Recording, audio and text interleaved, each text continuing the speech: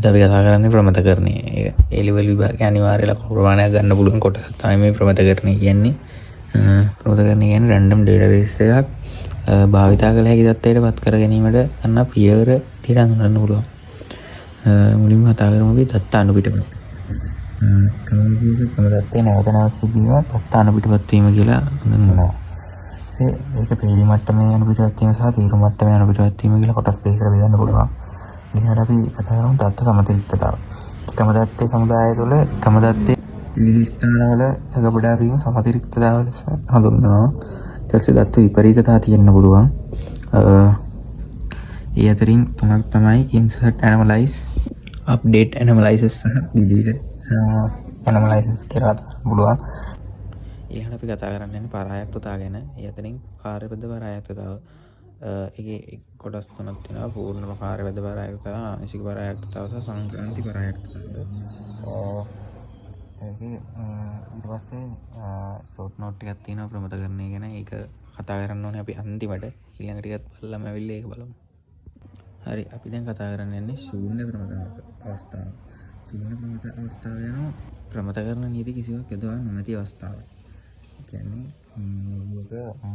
මේක data එක type වලින් තියෙන්න පුළුවන් එකම තීරුවක. ඊළඟට අපි කතා කරන්නේ ෆස්ට් නෝමල් ෆෝම්. ඒ කියන්නේ පළමු ප්‍රමත අවස්ථාව. මේකෙදි සෑම තීරුවකම සියලු පේලි හරහා ස්ථිර දත්ත වර්ගයක් තිබිය යුතුයි. සෑම තීරුවකම පේලිගත තනියකයක් අඩංගු විය යුතුයි. ඊළඟට අපි කතා කරන්නේ සෙකන්ඩ් නෝමල් ෆෝම් දෙවන ප්‍රමත අවස්ථාව. වගුව දැනටමත් පළවෙනි ප්‍රමත අවස්ථාවේ තිබිය යුතුයි. ආංශික පරායක්තතාව නොතිබිය යුතුයි. වගුව වන්නකී තිබේ නම් සහ ප්‍රාථමික අතර සඳහා එක් උපලක්ෂණයක් පමණක් තිබේ නම් මේ වගුව සෙකන්ඩ් නෝමල් ෆෝම් එකේ තියෙනවා. ඊළඟට කතා කරමු තර්ඩ් නෝමල් ෆෝම් එක ගැන. කියන්නේ වගුව දැනටමත් දෙවන ප්‍රමත අවස්ථාවේ තිබිය යුතුයි. සංක්‍රාන්ති පරායක්තතාව නොතිබිය යුතුයි. අවසාන වශයෙන් අපි කතා කරන්න යන්නේ මෙන්න මේ chart එක ගැන. ඉතින් ඉන්නේ දැන් තනියකයක් සහිත කරනකොට zero normal form එකේ තියෙන වගු මේ data table එක.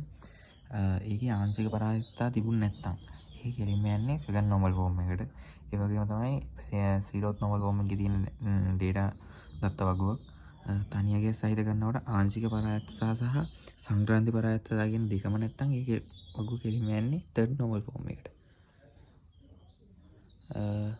නම තමයි අපි කතා කරේ ප්‍රමතකරණය. ඔයාලට මොනවද තේරුණා නම් ලයික් එකක්, කමෙන්ට් එකක්, සබ්ස්ක්‍රයිබ් එකක් දාන්න.